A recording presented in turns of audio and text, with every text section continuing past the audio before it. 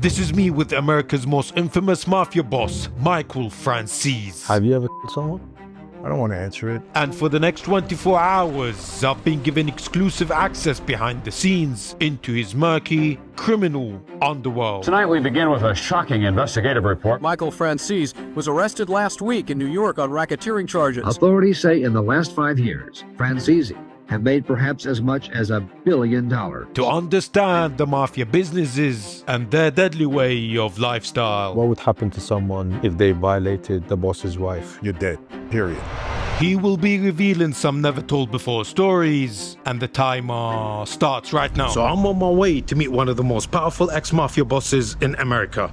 A man who defrauded the government out of $500 million and spent 8 years of his life in prison. And today, he promised to share his darkest criminal secrets with me. Let's go meet him. So he just sent me his location, and I believe he's going to be here somewhere. I see a blacked out Mercedes, so I'm guessing that's him.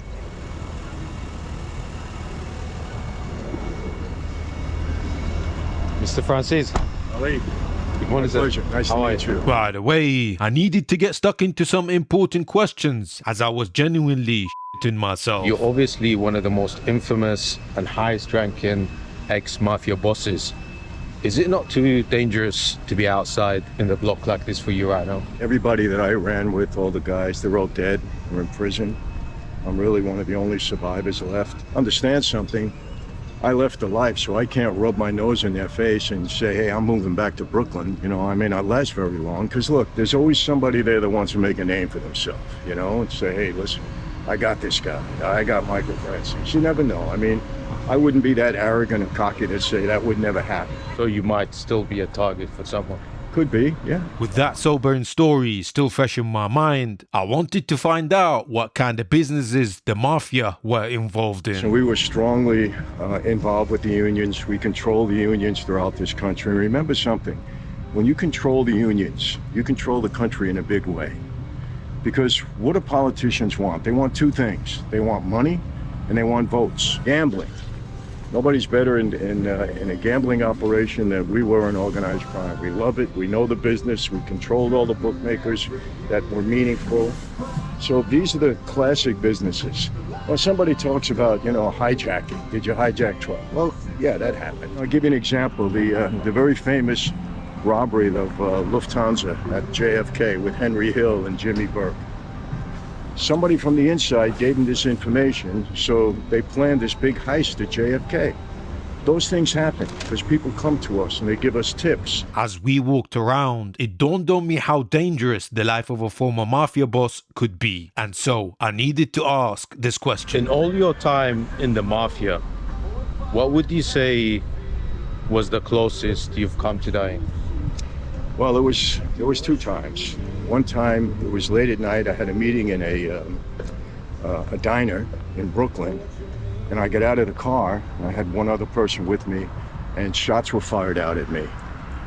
And I hit the ground, and they shot up my car. There was a hit put on the people that I was meeting with, and for some reason, they thought I was that guy. So it didn't end up good for them. You don't make those kind of mistakes. Feeling apprehensive, I then decided to ask him this question. Are you ever scared of dying? I don't live in fear of death. I've come to terms with it more than I've ever had before. I realize that, but I'm not in a rush. Yeah, let's put it that way. I'm in no hurry. Yeah, I'd say exactly the same as well. In no hurry. Yeah. And not even 5 minutes into meeting the former mafia boss, we left the city behind and we headed towards the airport, where we were greeted by a multi-million-dollar helicopter. And it was at this point that I realized that the next 24 hours were not going to be ordinary. He was not only going to give me a rare glimpse into what it means to be a former mafia boss, but he was also going to share some never told before stories. I've never done anything like this on a video. I think this could be really powerful. And as I pondered on that thought, it was already time to get my ass on the helicopter. Ali, come on. All right. Wow, this is kind of crazy. All right. You're going to have the ride of a lifetime now. This is kind of scary and exciting at the same time. Can't The lie. greatest convenience I ever had was a helicopter because the feds couldn't follow me in that. I would drive them crazy. At this point, I was already shitting myself. Here I am sitting next to one of the most infamous former mafia bosses, and yet I was even more terrified of the There was heights. always so much turbulence going on and so much. I used to get up in the helicopter, forget about everything. When I was going through all my stuff, I would go down to Florida, jump in the plane, go down to Florida, just sit in my backyard on the intercoastal and watch the boats go up and down courses. Best view. It just like took me away from everything that was going on. As we flew over Mr. Franzese's luxury neighborhood, I began to think about what his career in the mafia was able to afford him. After all, he was accused of defrauding the government out of $1 billion through his various shady businesses, something which I was eager to learn about later. How much money are we talking We're about? bringing in $7, $8, $9, $10 million a week. A week. A week. Yeah. But if you thought that was crazy, just wait until you hear this It was story. a beautiful day in New York. The exhibit was open. There was a crowd of people trying to get in. We had a bunch of money in the back, I don't know, a couple $100,000. He looked at me and he says, "Hey, Chief, what do you think they would say if they knew we had all the money in the helicopter?" I said, "Why don't we find out? Let's be generous, right?" So we opened the windows. We started throwing out 10s, 15, and $20 bills out there. As the money trickled down and people saw it, they were diving over one another to get to the money. We probably took $20,000, $25,000, but they were looking up, clapping their hands and screaming and just watching that. It was a hilarious sight. But I said, "Hey, let's get out of here before the feds start us. They'll wind up locking us up in the air." As we continued to soar higher, Mr. Franzese began to tell me about all the violence he witnessed in prison. And that was exactly when he made me an offer, and it was an offer I obviously couldn't The refuse. person I was talking about is not too far from here. I could probably take you there, but I don't know if you want to get close enough. You may not be that close. So, Mr. Franzese, I have a question. So, you are obviously one of the most powerful former mafia bosses. I just told me a story about going and talking to the helicopter. Are you planning to go out today? I was thinking about it, quite honestly. I'll stop asking If not you, your partner in the front. After experiencing such a crazy high, Mr. Franzese brought me crashing back to reality, as we needed to go to the cemetery where his father-in-law was due to be buried in less than a week. Unfortunately, this is where we buried my mother-in-law, I think back in 2001.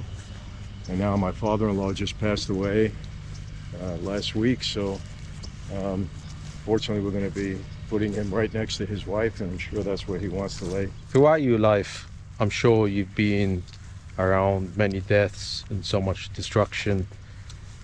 How does it feel for you now to be in a cemetery, and what kind of things go through your mind when you visit the graves? Unfortunately, I witnessed a lot of ugliness in death. You know, I'll never forget going way back to when Joe Colombo, who was the boss of the Colombo family, he was kind of a mentor of mine when my dad went to prison. And I was there the day that he got shot.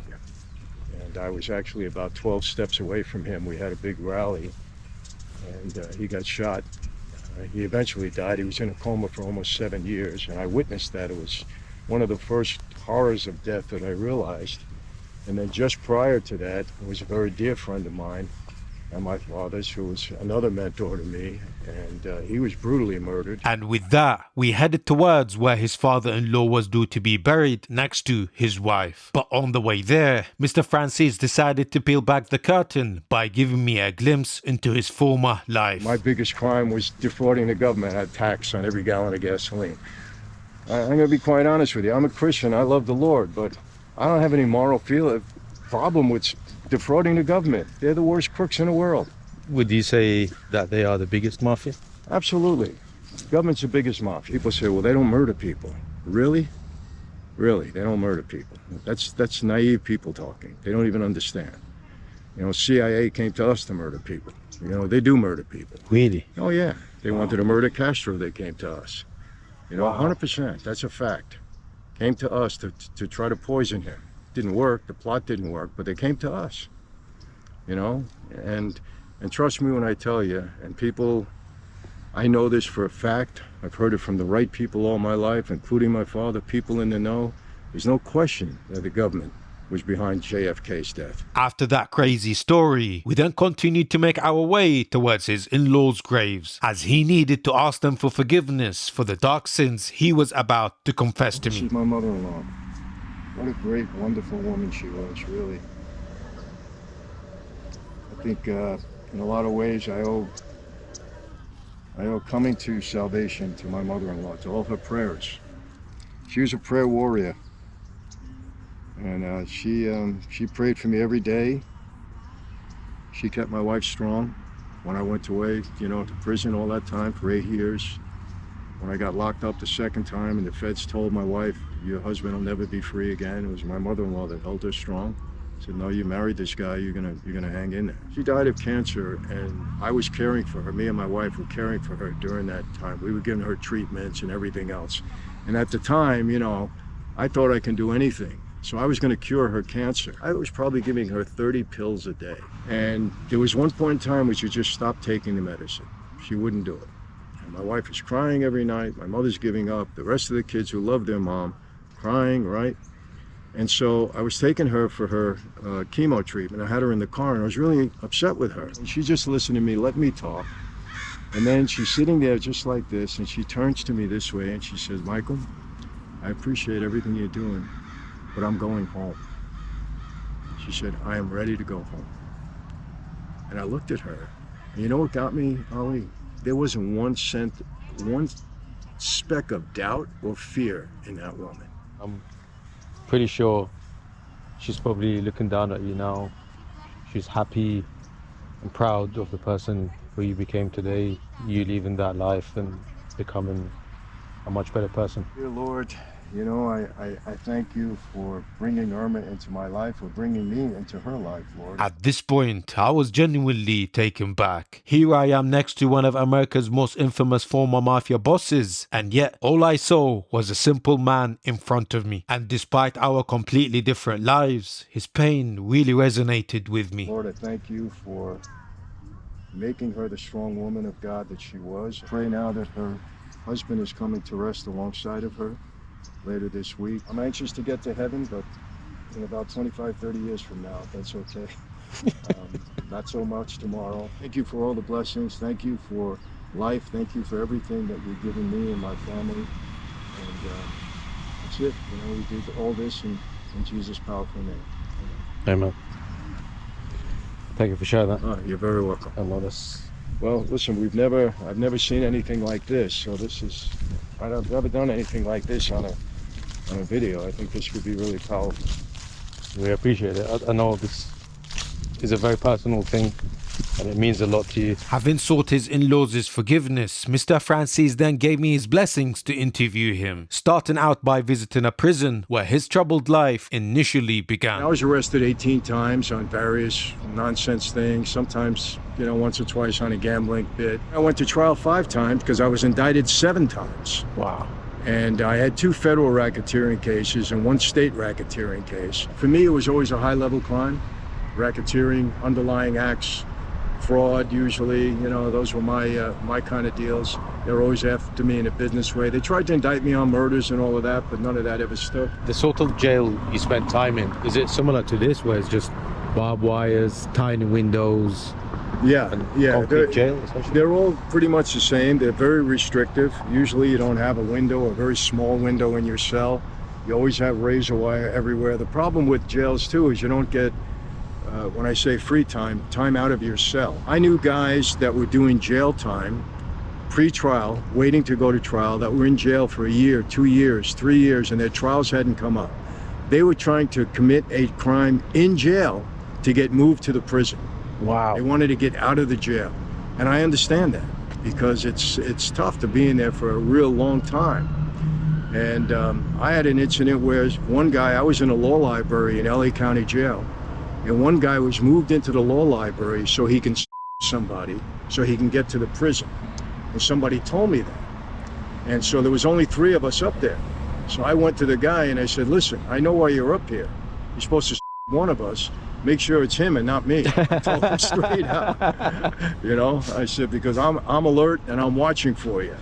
you know? Really quickly, if you're enjoying the videos that I am making, then I would really appreciate it if you like the video and if you subscribed, because 92% of you that regularly watch my videos are not subscribed. And obviously, the only way I can make these videos is because of your support. Thank you. Solitary confinement was very rough. I can't sugarcoat it in any way.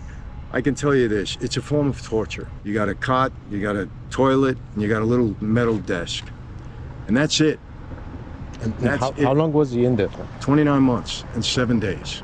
7 days. 29 months, you count the days. You count the days. Yeah. My first night in solitary was really the worst night of my life to that point, because the government was very upset with me. And they told me that I was going to spend the rest of my life in jail. They were mad I wouldn't cooperate. I was playing a game on them and they knew it. They violated my parole. They told me they were indicting me on another major case. They took all my money. They went in and leaned my bank accounts, and they took money out of my wife's purse. They went to our house with a search warrant, searched the house, cleaned us out of everything we had. And they said, you're done. You're never going to be out of prison again. And I was 41, 42 years old. It was the first night that I really felt hopelessness. And I think hopelessness is probably the worst emotion that you can feel. It's worse than grief, because when you feel this, that's it. Nothing you can do. You know, I said it was serious enough for me where I used to demean people that were suicidal. I would say, you're weak. How do you don't face up and fight, you know, through your struggles? I don't do that anymore. Having bonded over his darkest days, I finally managed to earn Mr. Franzese's trust. And so he promised me to do a sit-down interview in his new multi-million-dollar home, where he was going to tell me all about his former life, including the insane money and luxury that came with it. So Michael had to leave to attend to some business, but I'm going to be meeting him later for a sit-down interview. And this is the beast that I'll be driving there with. Not bad, right? And at this point, I already know what you're thinking. So you're probably wondering how I'm able to afford to visit and to stay in luxurious places, just like this one around me. The truth of the matter is, I've been saving for this trip for a while, and I've been doing that every time I shop online with Coupert. And talking of luxury, we have a table service right here for my man Travis. Thank you so much, sir. Of course. Look at that. So what are we making here today? This is a watermelon refresher. If it's not good, I'm going to tell you, huh? All right, sounds good. Oh, who am I kidding?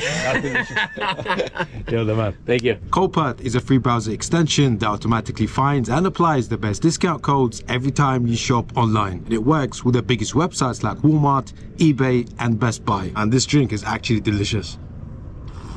And it's not just about coupons. Coupert compares millions of items across the internet to find you the absolute cheapest price with their price comparison tool. Look at that.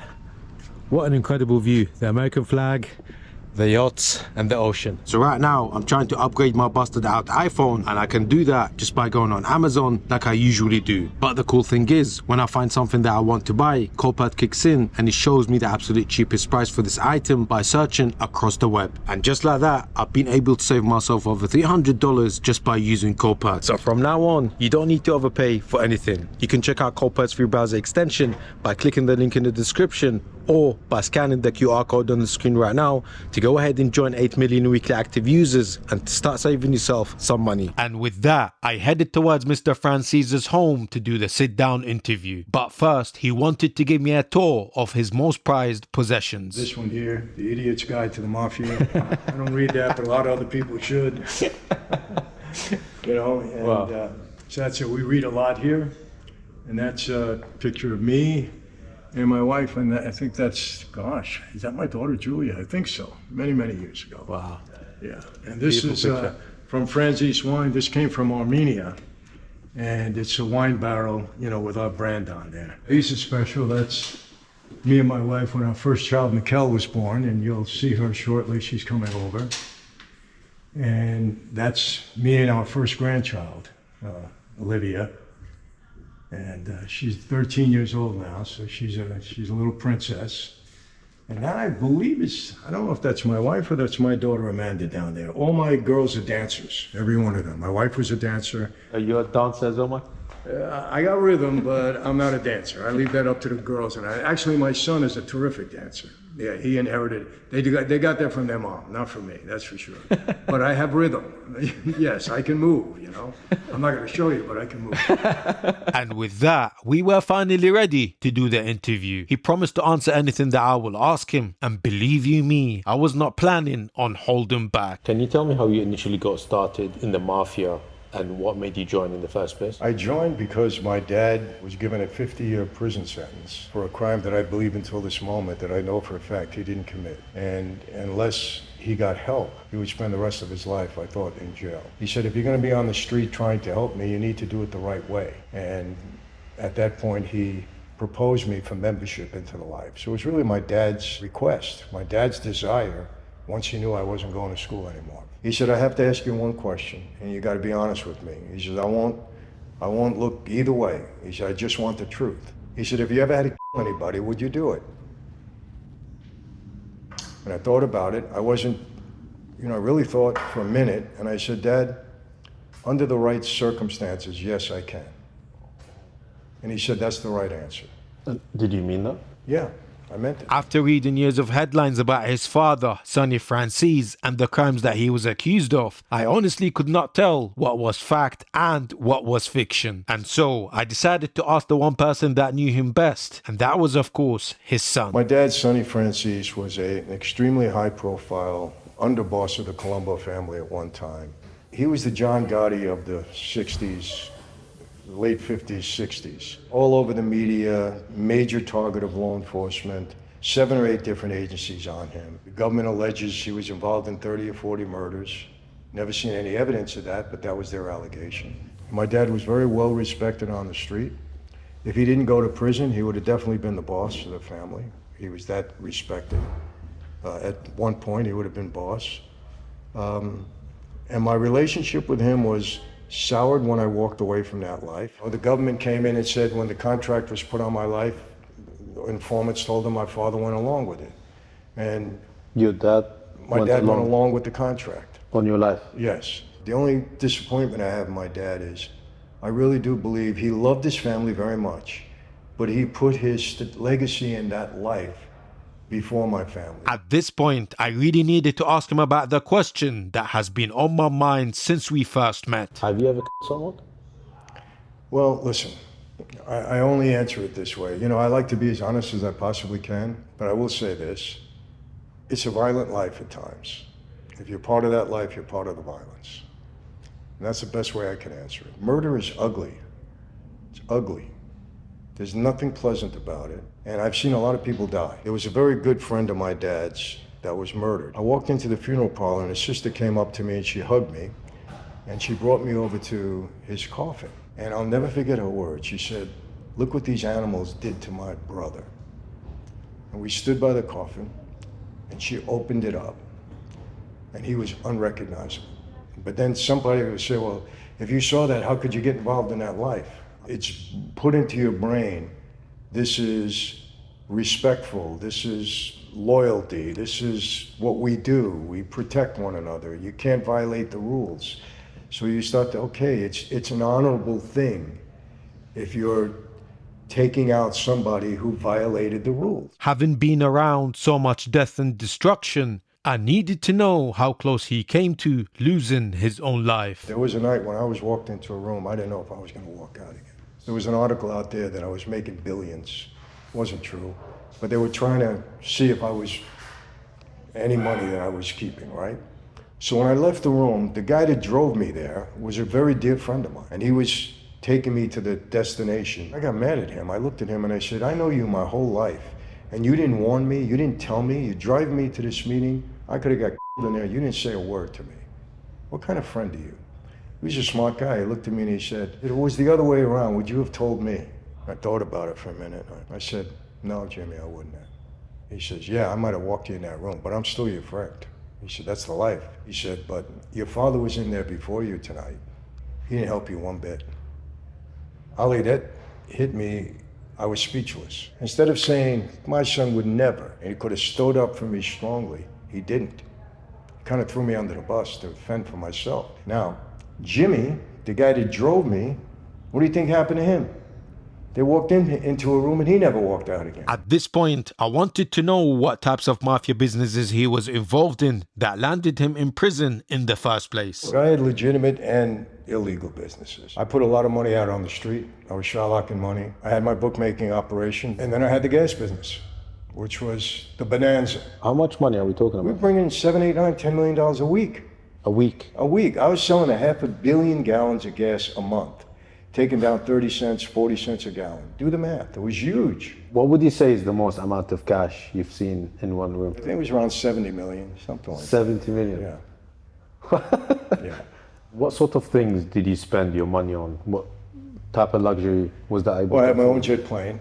I had a Bell helicopter. I had 2 boats, actually 3 boats. I had a house in Florida, a house in Marina Del Rey, California, a house in New York. I owned property in Brooklyn, my own neighborhood where I grew up. Look, there was a time when I could have spent $100 million. You know? Spent? Yeah, we had that much available to us. It almost takes as much effort to make a lot of money as it does to make a little money. I always said, aim high. Aim high. At this point, I was eager to know if he regretted joining the mafia, but the answer he gave me really shocked me. I have a picture here. It'd be interesting to hear your thoughts on it. Yeah, hate this picture. If that young Michael Franzese was standing in front of you right now and he was about to join the mafia, what would you say to him? Well, you know, that's a hard question because, again, the reason I joined was to help my dad. Yeah. And if I really thought that was going to help him, I would say, go for it.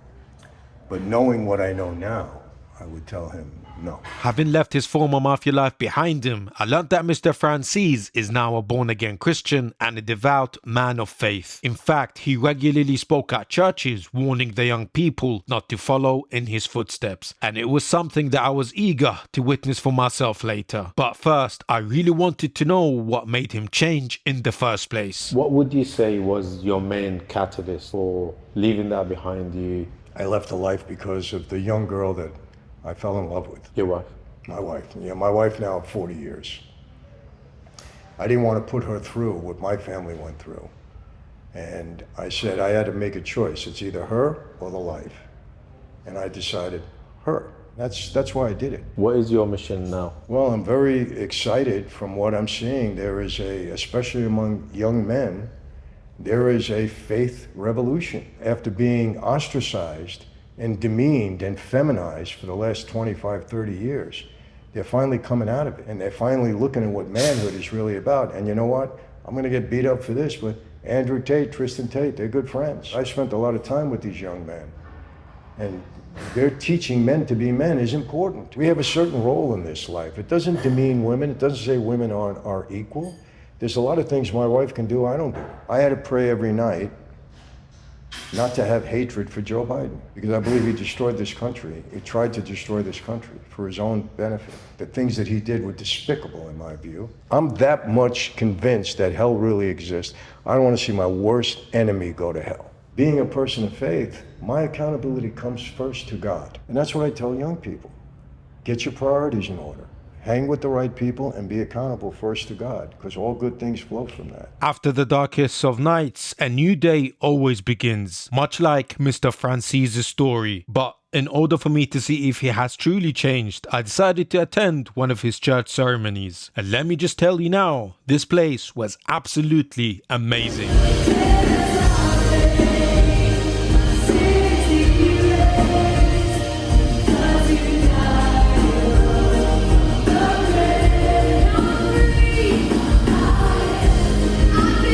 After that incredible performance, it was time for the main star of the show. And that was, of course, Mr. Franzese.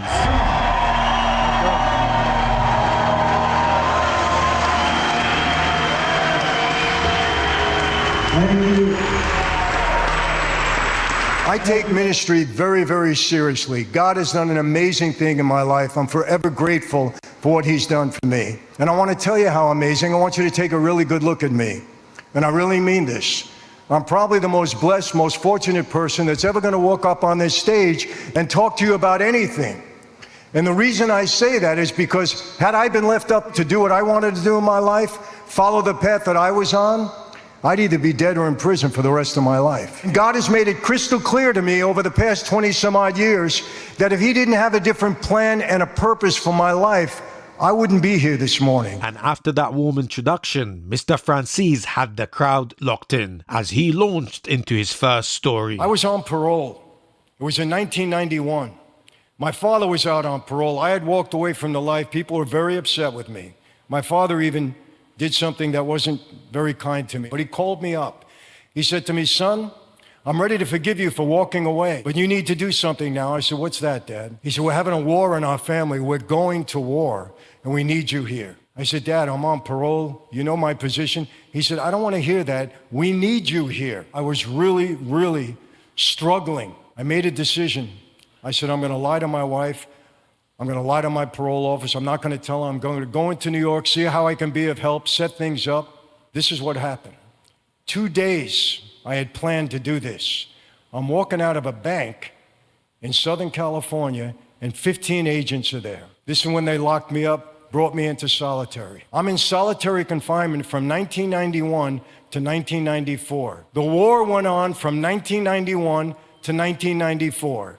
During that time, 13 men were killed, 63 men went to jail, 18 men became informants, and Michael was sitting in solitary confinement because God saved my life. I was ready to make the wrong decision, and God said, no, I have a different plan and a purpose for you. When I was at the worst time of my life, God was at his best in protecting me. And if you thought that story was crazy, just wait until you hear this next one. Fortune magazine in 1986 wrote a huge article, 50 biggest and most powerful mob bosses in the country. They had a chart with the 50 of us on there according to rank, wealth, and power. I'm number 18, youngest guy on the list. Out of the list of 50, 48 of those men are dead. Number 49 is doing life in prison, and number 50 is here for one reason and one reason alone, and that's to give praise and honor and glory to my Lord and Savior and my hero in life, Jesus Christ. Genuinely one of the best speeches I've ever heard in my life. After a full hour on stage, Mr. Franzese then moved to doing book signings and to meet his fans. And at this point, I already know what you're thinking. You can almost hear that some of you are wondering if he has truly changed. Well, to me there are two things. One is I deeply respect anyone who is willing to admit they're wrong, but more importantly, to put real effort to go ahead and turn their lives around. To me, that's a real man right there. After the meet and greet, Mr. Franzese was then whisked away to do even more media obligations, which included podcasts as well as mainstream media interviews. But at the end of all of that, there was of course one place that he was eager to get back to. And that was of course amongst his wife and daughters that he gave up his former life for. What would you say is the biggest lesson you learned from your father? What I love and admire about my dad is no matter what he's going through, no matter difficult, hard season, whatever it may be, he's always very positive and he's always gonna figure it out, no matter what. It's always, Dad's got it, it's gonna be okay. And it's true, like, it's never not been okay in any situation that we've been in. So I really admire the fact that whatever he was going through, he didn't let it affect us. He was always positive, he always handled it, he always took care of it. Would you say that you're proud of the person who he has become today? Oh yeah. I mean, the fact that he's been able to build himself the way that he has. I mean, his legacy, his story is just inspiring, honestly. You came from nothing to where you are today. And I don't think many people could do that, but you're a very unique individual and you're a very strong individual. Very, very proud of you.